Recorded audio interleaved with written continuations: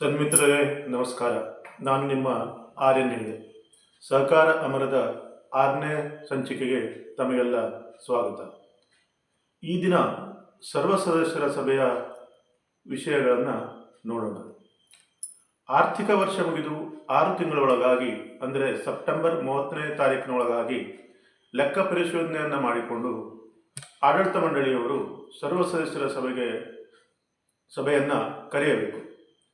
ಸಭೆ ನಡೆಸುವ ಸ್ಪಷ್ಟ 15 ದಿನಗಳ ಮುಂಚಿತವಾಗಿ ಎಲ್ಲ ಸದಸ್ಯರಿಗೆ ನೋಟಿಸನ್ನು ಕಳಿಸಬೇಕು ಮತ್ತು ಮೂಲ ಪ್ರತಿಯ ಮೇಲೆ ಸದಸ್ಯನ ಅಥವಾ ಅವನ ಕುಟುಂಬಸ್ಥರ ಸಹಿ ಪಡೆಯಬೇಕು. ಮತ್ತು ಕ್ರೋಢೀಕೃತ ಜಮಾ ಖರ್ಚು ಮತ್ತು ಬಜೆಟ್ ಹಾಗೂ ಮುಂದಿನ ವರ್ಷದ ಕಾರ್ಯಯೋಜನೆಗಳನ್ನು ಒಳಗೊಂಡ ಅಡಾವೆ ಪತ್ರಿಕೆಯನ್ನು ಕಳಿಸಬೇಕು. ಸಭೆಯ ನೋಟಿಸಿನ ಮೇಲೆ ಕಾಣಿಸಿದ ವಿಷಯಗಳನ್ನು ಚರ್ಚಿಸುವುದಕ್ಕಾಗಿ ಆ ದಿನ ಸಭೆಯ ಅಧ್ಯಕ್ಷತೆಯನ್ನು ಸಂಘದ ಅಧ್ಯಕ್ಷನೇ ವಹಿಸಬೇಕು.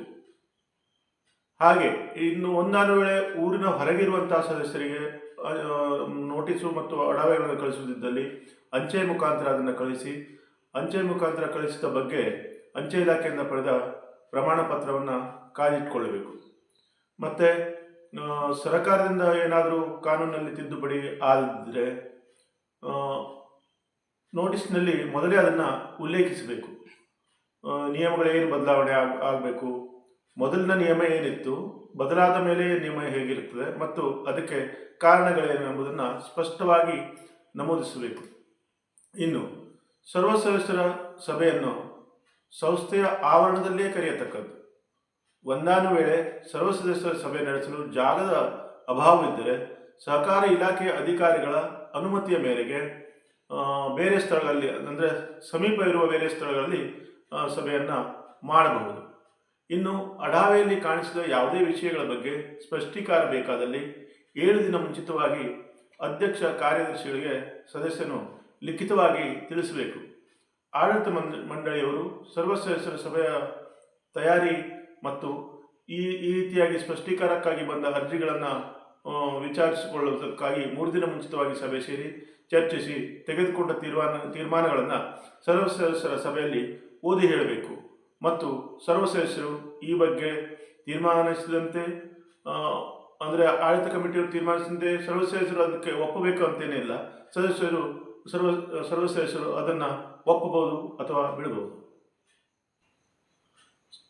ಸಭೆ ನಡೆಯಬೇಕಾದ ಸ್ಥಳದಲ್ಲಿ ಸಭೆಯ ಸಮಯಕ್ಕೆ ಸಭೆಯ ಕೋರಂ ಆಗದಿದ್ದಲ್ಲಿ, ಅಂದರೆ 2/3 ಸದಸ್ಯರಿಗೆ ಕೋರಂ ಅಂತ ಹೇಳ್ತಾರೆ, 2/3 ಸದಸ್ಯರು ಸೇರದೇ ಇದ್ದಲ್ಲಿ ಅರ್ಧ ಗಂಟೆ ಸಭೆಯನ್ನು ಮುಂದೂಡಿ ಆ ನಂತರ ಸೇರಿದ ಸದಸ್ಯರೇ ಕೋರಂ ಸದಸ್ಯರು ಅಂತ ಭಾವಿಸಬೇಕು.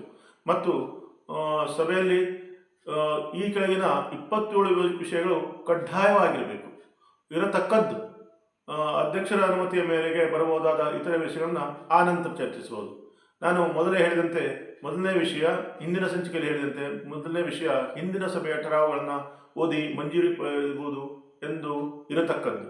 ಎರಡನೇ ವಿಷಯ ಮಾರ್ಚ್ 31ಕ್ಕೆ ಮುಗಿದ ಜಮಾ ಖರ್ಚುಗಳ ಮಂಜೂರಿ ಅಂತ ಇರತಕ್ಕದ್ದು.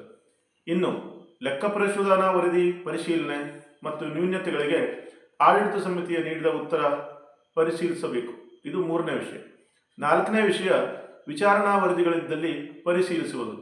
ಅಂದರೆ ಸಂಘದಲ್ಲಿ ಏನಾದರೂ ತಪ್ಪಿದ್ದು ಸಹಕಾರಿ ಇಲಾಖೆಯ ಅಧಿಕಾರಿಗಳಿಂದ ವಿಚಾರಗಳನ್ನು ಸಂಸ್ಥೆಯು ಎದುರಿಸ್ತಾ ಇದ್ದಲ್ಲಿ ವಿಚಾರಣೆ ವರದಿಗಳು ಏನು ಎಂಬುದನ್ನು ಸರ್ವ ಸದಸ್ಯರಿಗೆ ತಿಳಿಸಬೇಕು.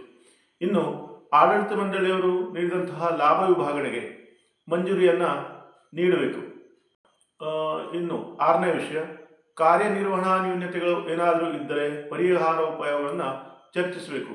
ಏನಾದರೂ ಒಂದು ಹೊಸದಾಗಿ ಯಾವುದಾದ್ರೂ ಒಂದು ವಿಭಾಗವನ್ನು ತೆರೆದಿದ್ದರೆ ಆ ವಿಭಾಗದಲ್ಲಿ ನಷ್ಟ ಆಗ್ತಾ ಇದ್ದರೆ, ಹೀಗೆ ಕಾರ್ಯನಿರ್ವಹಣೆ ಮಾಡುವಲ್ಲಿ ಏನಾದರೂ ತೊಂದರೆ ಇದ್ದರೆ ಆ ವಿಷಯವನ್ನು ಚರ್ಚಿಸಬೇಕು. ಇನ್ನು 7ನೇ ವಿಷಯ ಮುಂಬರುವ ಸಾಲಿಗಾಗಿ ಕಾರ್ಯಯೋಜನೆ ಅನುಮೋದನೆ ನೀಡುವುದು. ಮುಂಬರುವ ಕಾರ್ಯಯೋಜನೆ ಅಂದರೆ ಬಜೆಟ್, ಮುಂದಿನ ಸಾಲಿಗಾಗಿ ಆಡಳಿತ ಮಂಡಳಿ ತಯಾರು ಮಾಡಿದಂತಹ ಬಜೆಟ್ಗೆ ಅನುಮೋದನೆಯನ್ನು ನೀಡುವುದು. ಇನ್ನು 8ನೇ ವಿಷಯ ಹಿಂದಿನ ವರ್ಷ ಅಂದಾಜಿಗಿಂತ ಆದಂಥ ಹೆಚ್ಚಿನ ಖರ್ಚಿಗೆ ಮಂಜೂರಿಯನ್ನು ನೀಡಬೇಕಾಗ್ತದೆ. ಅಂದರೆ ಹೆಚ್ಚಿನ ಖರ್ಚಾಗಲಿಕ್ಕೆ ಕಾರಣ ಏನು ಎಂಬುದನ್ನು ಆಡಳಿತ ಕಮಿಟಿಯವರು ತಿಳಿಸಬೇಕು. ಇನ್ನು ಅವಶ್ಯ ಇದ್ದಲ್ಲಿ ನಿರ್ದಿಷ್ಟ ಮೀಸಲು ನಿಧಿಗಳನ್ನು ಅಥವಾ ಇತರೆ ನಿಧಿಗಳನ್ನು ನಿರ್ಮಿಸಿಕೊಳ್ಳುವುದು. ಅಂದರೆ ಸಂಘಕ್ಕೆ ಏನಾದರೂ ಇನ್ನೊಂದು ಹೊಸದಾಗಿ ಇನ್ನೊಂದು ನಿಧಿಯನ್ನು ನಮ್ಮ ಬಂಡವಾಳವನ್ನು ಹೆಚ್ಚು ಮಾಡಿಕೊಳ್ಳಿಕ್ಕೆ ಅಥವಾ ತೊಂದರೆ ಬಂದಾಗ ಖರ್ಚು ಮಾಡಲಿಕ್ಕೆ, ಸಂಘ ಹಾನಿಗೆ ಹೋಗದಿದ್ದಾಗೆ ನೋಡ್ಕೊಳ್ಬೇಕು ಅನ್ನೋ ಸಂದರ್ಭದಲ್ಲಿ ನಿರ್ದಿಷ್ಟವಾದಂತಹ ನಿಧಿಗಳನ್ನು ಸರ್ವ ಸದಸ್ಯರ ಸಭೆಯಲ್ಲಿ ಸೃಷ್ಟಿಸಿಕೊಳ್ಬೇಕು. ಇನ್ನು ಸಂಸ್ಥೆಯ ಇತರೆ ಯಾವುದೇ ಸಂಸ್ಥೆಯು ಸದಸ್ಯತ್ವವನ್ನು ಪಡೆದಿದ್ದರೆ ಅದನ್ನು ಪರಿಶೀಲಿಸಬೇಕು. ಉದಾಹರಣೆಗೆ ನಮ್ಮ ಸಂಸ್ಥೆಯವರು ಬೇರೆ ಯಾವುದೋ ಒಂದು ಸಂಸ್ಥೆಯಲ್ಲಿ ಸದಸ್ಯತ್ವವನ್ನು ಪಡೆದಿದ್ದಾರೋ ಹೇಗೆ ಅದು ಸದಸ್ಯರಿಗೆ ಗೊತ್ತಾಗಬೇಕು. ಇನ್ನು ಯಾವುದೇ ಅಧೀನ ಸಂಸ್ಥೆಗಳಿದ್ದರೆ ಅದರ ಲೆಕ್ಕಪತ್ರಗಳನ್ನು ಪರಿಶೀಲನೆ. ಅಧೀನ ಸಂಸ್ಥೆಗಳು ಅಂತಂದರೆ ಉದಾಹರಣೆಗೆ ಸ್ವಸಹಾಯ ಸಂಘಗಳು. ನಮ್ಮ ಸಂಘವೇ ಒಂದು ಸ್ವಸಹಾಯ ಸಂಘವನ್ನು ರಚಿಸಿಕೊಳ್ಳಬಹುದು. ಒಂದು ವೇಳೆ ಆ ಥರ ಸ್ವಸಹಾಯ ಸಂಘಗಳನ್ನ ರಚಿಸಿಕೊಂಡಿದ್ದರೆ ಅದರ ಲೆಕ್ಕಪತ್ರವನ್ನು ಕೂಡ ಸರ್ವ ಸದಸ್ಯರು ಪರಿಶೀಲಿಸಬೇಕು.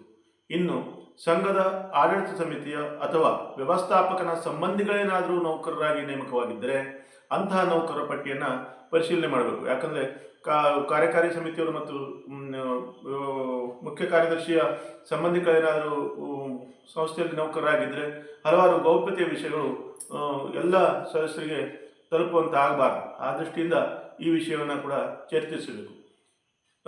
ಹೀಗೆ ಇವತ್ತಿನ ಈ ವಿಷಯವನ್ನು ಇಲ್ಲಿಗೆ ಮುಗಿಸ್ತೇನೆ. ಮತ್ತೆ ಮುಂದಿನ ವಾರ ಸಿಗೋಣ. ಅಲ್ಲಿವರೆಗೆ ನಮಸ್ಕಾರ. ಸಹಕಾರೋ ರಕ್ಷತಿ ರಕ್ಷಿತಃ.